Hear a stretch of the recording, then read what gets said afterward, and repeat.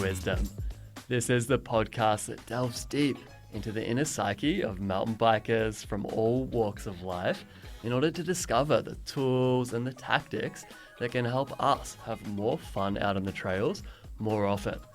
Our aim here is to help you understand what it takes to push our own personal boundaries in the sport we love from a mental and emotional perspective. Hello everyone, and welcome back to another Voice of the People episode of the Grit with Wisdom podcast. In today's episode, we were back down at the BC Bike Show for day 2 down in Vancouver, where we got to speak to a whole bunch more riders and kind of dig into their perspective behind some common challenges they have on the bike and some of the mental tools they're using to deal with those challenges. So listen in today as we dive into questions such as, what has been people's biggest mental challenge in riding? Do they get into the flow state? And if so, how do they do that? Or what do they think or do directly after having a crash? And I threw in a bit of a bonus question in this one to keep it light, keep it fun. We asked people if they had to choose between never being able to clean their bike again after a ride or never being able to shower again after a ride, which would it be? So listen in as we have some fun and do what we do best. We talk about mindset and we talk about bikes. Enjoy. When it comes to mindset and mountain biking, what's been one of your biggest challenges? Probably like the risk of danger, like for mountain biking, and knowing like, you know, if you don't conquer it, like you could get seriously injured. Finding the time and motivation to go out and do it. It's always raining here.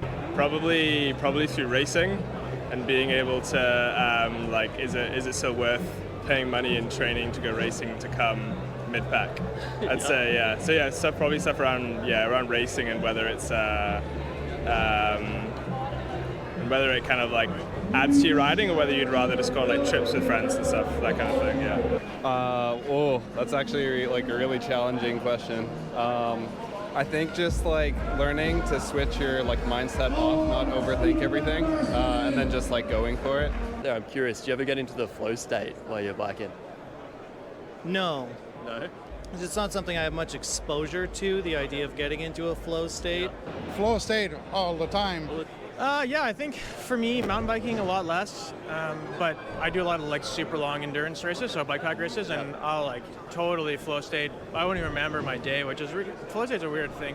Not really, I'd say, but like going for riding with big groups of friends, like the weather's really good and the trails are really good, and you just want to like carry on like riding. Definitely get into those states where you like stop checking the time, stop looking at your phone, and you're like, yeah, cool, just want to like be able to ride as much as possible.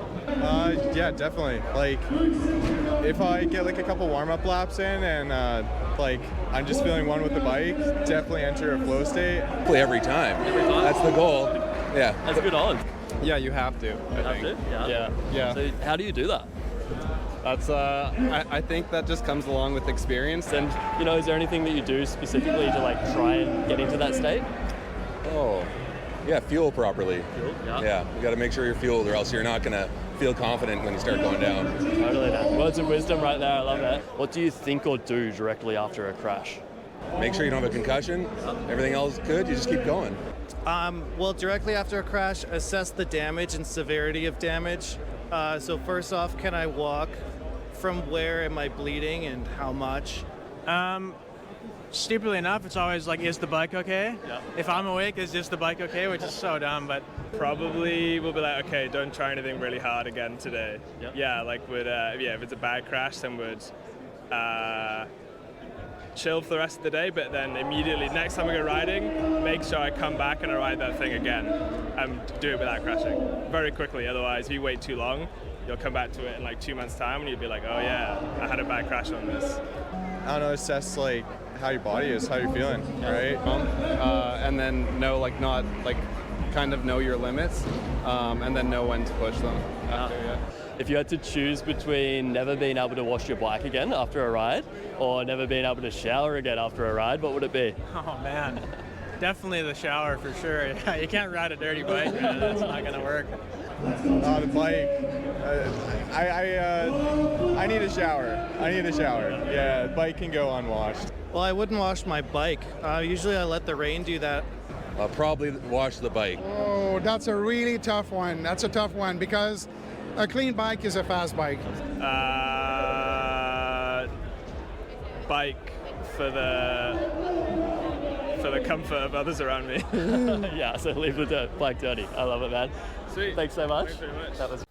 What's up, guys? Just one last thing before you hit the trails.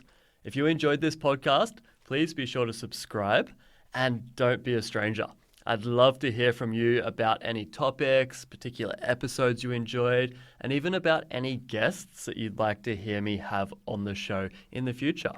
You can find me on Instagram at _mind_mountain. This podcast, mountain biking, and mindset are all things that are very, very close to my heart. So I feel super grateful to be able to share these conversations with you. Much love to you all for taking the time to listen. See you next time.